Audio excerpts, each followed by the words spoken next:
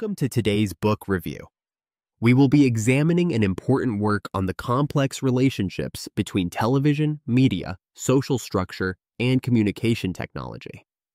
Yeah, we're diving into Neil Postman's classic Amusing Ourselves to Death. It's kind of amazing how it foresaw our current media age without even mentioning computers. Exactly. And our mission today really is to trace his core idea, how the main way we communicate the medium isn't just delivering stuff. It actually acts as a cultural metaphor. And that metaphor basically defines for a whole generation what counts as truth. You know, what we accept as knowledge, even reality itself. So we're looking at this huge shift right from what Postman called the age of exposition, The print era. print culture, to the age of show business, which is, well, all about television's influence. But before we jump into that massive change, we really need to get clear on this distinction he makes. Technology versus medium. Okay, because at first glance, it sounds a bit like splitting hairs, doesn't it? I mean, we use smartphone technology to get the news medium. It feels all tangled up. It does. And that's the trap he points out. Look, the technology is just the physical thing. The screen, the wires, the chip. Think of it like the brain hardware. It's neutral, basically. But the medium, that's the social and intellectual world that the technology creates. It's the set of rules, the expectations for how we communicate make using it. That's more like the mind. Ah, right. Oh, the TV screen itself is technology. Yes. But the expectation that whatever is on that screen has to be fast, bright, entertaining, that's the medium. Shaving things. Precisely. That's the medium acting as a metaphor. It doesn't explicitly state its rules. It just implies them very powerfully, very subtly. It basically enforces its own definition of reality. Okay, so the medium frames everything for us. It classifies the world, sequences it. Yeah. It sort of argues a case for what the world is like, and we accept that just by using it. You got it. It's a silent argument we buy into. So to really see how deep this goes, how the communication form shapes a culture, let's look at that historical example. Postman uses the second commandment. Oh yeah, that's a fantastic illustration. The commandment says you shouldn't make concrete images, graven images of anything. Right? No statues, no pictures of God. So why did the early Israelites reject icons? Well, the thinking is to truly embrace this idea of an abstract, universal, invisible God, a God who exists primarily in the Word. They needed a form of communication that was also abstract and word-based. So the written word, Exactly making concrete images. Iconography became blasphemy because, in a way, it made people unfit for the kind of abstract thinking needed for that particular concept of God. It shows this really tight link between the form of communication and the very quality of a culture's thought. and that ties into what the philosopher Ernst Cassirer said, right? That we're constantly surrounded by these artificial media, but we hardly ever notice how they're directing what we see or think. Yeah. We don't notice the philosophy embedded in the clock. We just checked the time. Its influence is largely invisible. Which explains why the very idea of truth can change so drastically depending on the dominant medium. Absolutely. Think about, say, a purely oral culture like a Western African tribe. Postman mentions one without writing. If there's a dispute, how do they find the truth? Not with law books, I assume. No. The chief finds a relevant proverb, a known saying that fits the situation, and if it resonates, if it satisfies everyone, then justice is done. The proverb itself carries cultural truth. It's a bit like how Jesus used parables, actually. Okay, but try using a proverb in a modern American courtroom. Right? Imagine saying, "Well, Your Honor, let bygones be bygones to settle a complex contract dispute." You'd be laughed out. Exactly because our system, deeply rooted in print, demands a specific kind of truth-telling. Written forms, law books, briefs, citations. The form itself validates the argument. Although there's still that tension, isn't there? Testimony has to be oral. We want to see the witness speak. That's true. We still value the spoken word for revealing sincerity, perhaps.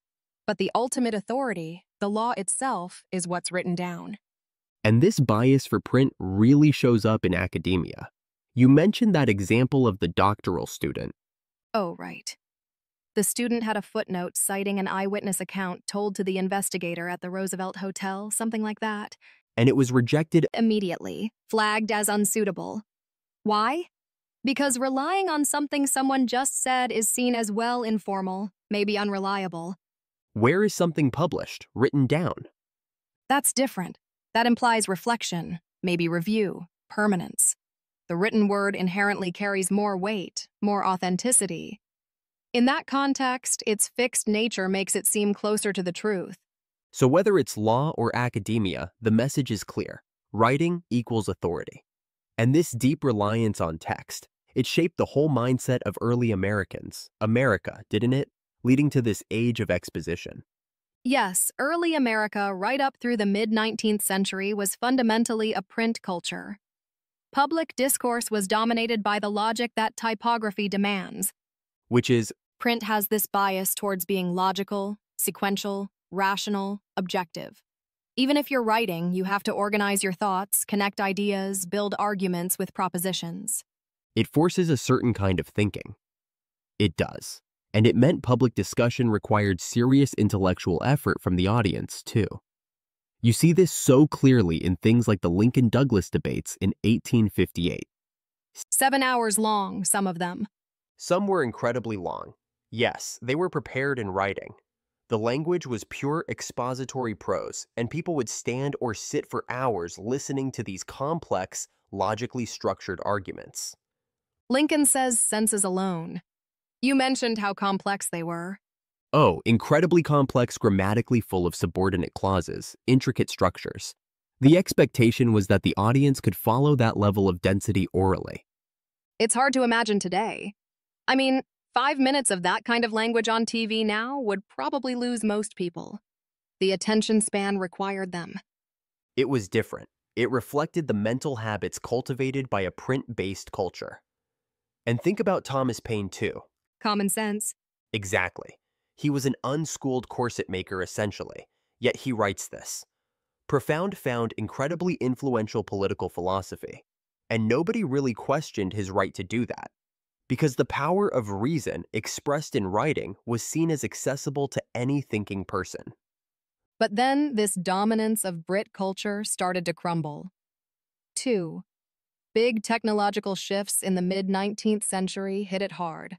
First, the telegraph. Right? The telegraph basically annihilated distance as a constraint on information. Suddenly, news didn't have to be local or relevant to your immediate life.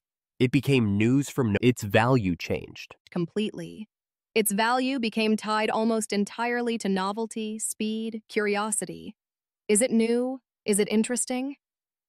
This brought in on a huge scale what Postman calls irrelevance, impotence, and incoherence. You get floods of facts about things happening far away That you can't do anything about. and that have no real context connecting them. Just a stream of disconnected information nuggets. Like the original Twitter feed. Almost constant little bursts of curiosity, completely detached from local meaning, and then came its partner in crime photography. A perfect complement, as Postman says. Writing builds meaning through a sequence of connected ideas, propositions. But a photograph? It freezes a moment. It isolates an image from its context, rips it out of any logical flow of time. So the world starts to look like a collection of random snapshots. Exactly atomized. Just a series of present moments with no clear beginning, middle or end, disconnected.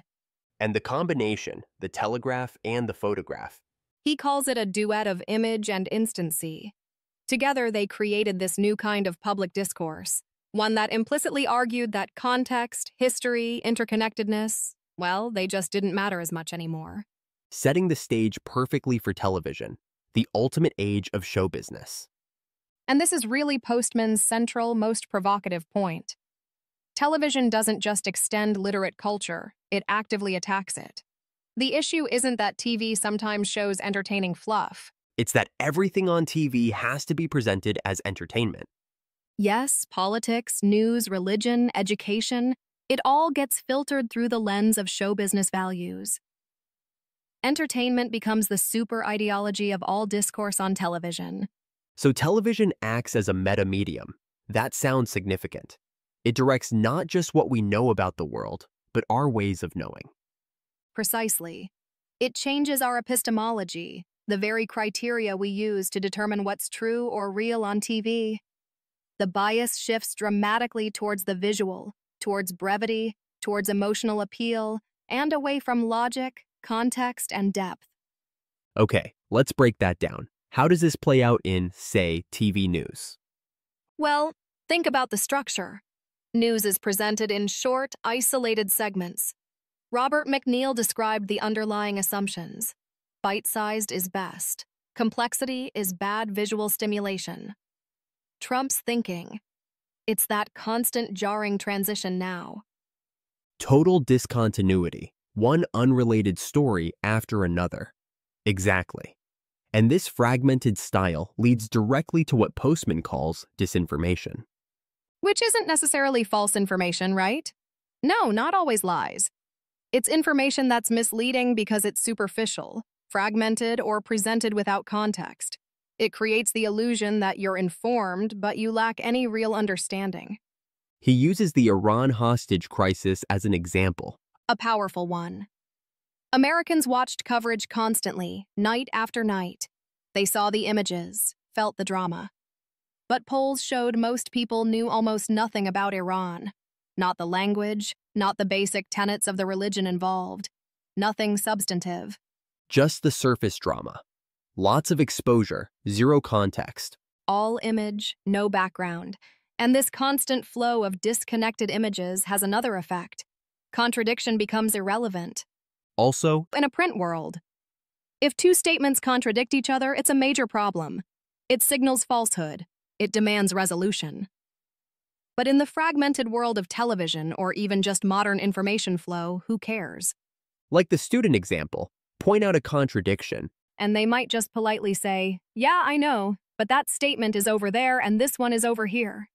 The expectation that ideas should form a coherent, consistent whole just sort of evaporates. Wow. And this must completely reshape politics. Absolutely. Political discourse has to adopt the form of its container.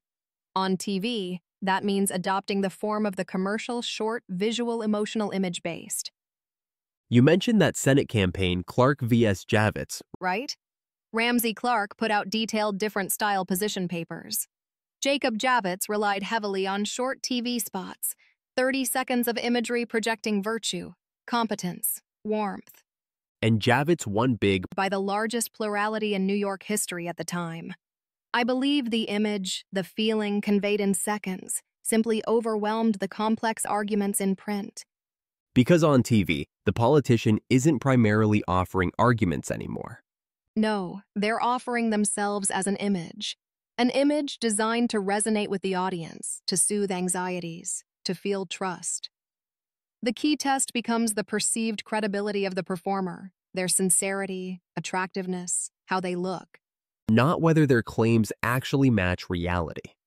Like Nixon looking shifty on camera, being more damaging than the substance initially. Exactly.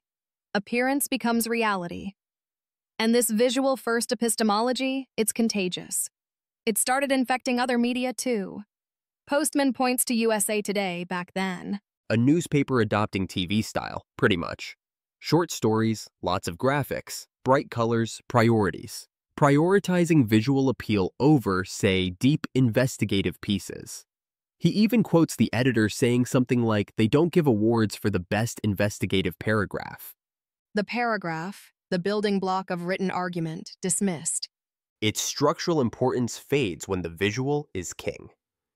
And this transformation doesn't stop at news and politics. It moves into religion and education too. Yeah. When religion adapts to the age of show business, what happens? Spectacle often replaces genuine in spiritual contemplation. You get the fountains, the celebrities, the rock and roll priests. The production values go up Massively. But the environment itself, watching TV at home, maybe eating half distracted, It works against creating a truly same space needed for deep reflection or enchantment. It's hard to feel transcendent awe during a commercial break. Precisely. And it's not just about televangelists. It's the subtle pressure for all religious expression to become slick, fast-paced, entertaining. That very need for entertainment can distance us from the quiet work of faith. Okay. And finally, education gets amusing too. Postman's quite critical here. He argues TV's main contribution to educational philosophy is this idea that teaching must be entertaining, that learning and fun are inseparable, an idea, he says, basically absent from serious educational thought for millennia. He talks about that voyage of the Mimi Project. Right? A big budget project using dramatic TV shows and computer games to teach, well, subjects like navigation. Why navigation? Because it was televisible. It looked good on screen. So the medium's demands dictate the curriculum? In a way, yes. But the deeper lesson students absorb is that anything worth learning should be fun and easy. It conditioned them to be impatient with subjects or learning methods that require sustained effort, discipline, or grappling with complexity. But hang on, isn't making learning engaging a good thing? Don't visuals and games help people learn and remember? It's a fair question, but the studies Postman looked at suggested otherwise, particularly regarding depth of understanding. Prints seemed to foster better recall of complex ideas and encouraged more abstract inferential thinking. Where is TV? TV viewing tended to be associated more with concrete, segmented understanding, less integration with existing knowledge. So yes, entertainment can deliver information, but if the form of the entertainment fundamentally limits the quality or depth of the knowledge, that's the concern. Okay, so wrapping this all up, Postman contrasts his warning with George Orwell's 1984. Right. Orwell feared an external oppression, Big Brother censorship, book bans, state control, pain, the things we typically associate with tyranny, the suppression of information. Things we know how to recognize and resist. Hopefully. Hopefully. But Postman draws on Aldous Huxley's Brave New World. Huxley feared a different kind of control, an internal one. A population that comes to love its oppression, to adore the technologies that undo their capacities to think. Not tyranny through pain, but tyranny through pleasure. Exactly. A culture distracted by trivial pursuits, amusing itself into indifference, narcotized by endless entertainment and technological diversions. Big Brother doesn't need to watch us if we're glued to the screen anyway. Huxley's fear wasn't that information would be kept from us, but that we'd be so inundated with stuff, so much trivial entertainment that we lose the ability to synthesis, to think critically, to even care about serious issues. We drown in information, but starve for wisdom. The danger isn't the jackboot, it's the smile face. The endless stream of amusing content that renders serious discourse impossible or just silly. Which leads to that absolutely chilling final question Postman poses. When serious public discussion just dissolves into giggles. When the most important issues become material for comedy routines or fleeting. Who do you complain to? And how and what tone of voice? Do you even raise an objection? What is the antidote when a culture is quite literally amusing itself to death, being drained by laughter? It's a deeply unsettling thought. If the technology itself carries the ideology and we embrace it willingly, even joyfully, how do you even start to push back? A truly important question. Postman's book, which led us to this question, is a must-read. What would you like to say to our viewers in closing? Until our next book review, I wish you many days filled with reading.